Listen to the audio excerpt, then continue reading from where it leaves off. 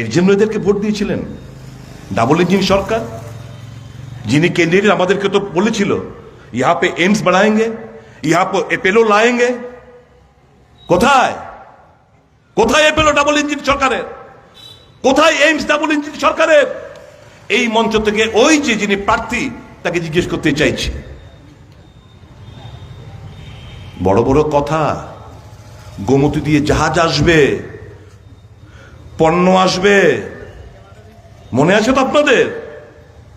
একটা ট্রলার এসছে, তাও বালির মধ্যে আটকে গেছে, লেবার লাগিয়ে বালি টালি কোনো মতে এসে এটাকে ওই যেটির মধ্যে দাঁড় করানো হয়েছে। ভুলে জানি আমরা? প্রত্যেকের বাড়ির সামনে ফুলের বাগান লাগাও, 200 টাকা করে প্রত্যেক মাসে চলে যাবে। আগরতলা শহর জলমগ্ন, কি করতে হবে? অদ্ভুত অদ্ভুত চিন্তা ভাবনা। হাওড়া নদীর উপর নাকি একটা বাঁধ নির্মাণ করবে। কোথায় কি? যা মনে এসে তাই, খবরের কাগজে হেডলাইন, বড় বড় কথা, বড় বড় স্বপ্ন। ইনি তো ঘুরে আজকে প্রার্থী হয়ে এসেছেন আবার। লড়াইটা কিন্তু আমাদের সঙ্গে না, এখন দেখছি বর্তমান এবং প্রাক্তনের মধ্যে লড়াইটা চলছে। কে বেশি করে ফ্লেক্স লাগাবে, কার বেশি চেহারা, কোন চেহারা, কে কার চেহারা বেশি লাগাতে পারবে ফ্লেক্সের মাধ্যমে।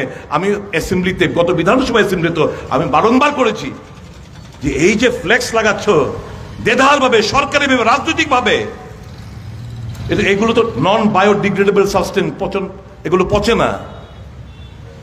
এই ফ্লেক্স গুলো তারপর জলমগ্ন হওয়ার একটা মাত্র আরেকটা কারণ হচ্ছে, মূলত কারণ হচ্ছে এই ফ্লেক্স গুলো যথেচ্ছ এদিক সেদিক পড়ে থাকে, রেইন ওয়াটার সিপেজ হয় না, আন্ডারগ্রাউন্ড লেভেলটা নিচে দিন কি দিন নিচে যাচ্ছে, ওয়াটার ক্রাইসিস দেখা দিচ্ছে।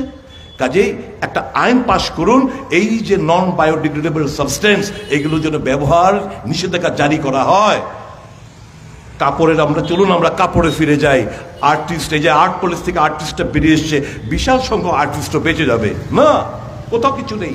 সায়েন্স অ্যান্ড টেকনোলজি দপ্তরের দৃষ্টি আকর্ষণ করে, মন্ত্রীর দৃষ্টি আকর্ষণ করে কথাগুলো বলেছিলাম। No plan for the future, no plan for the country, nothing.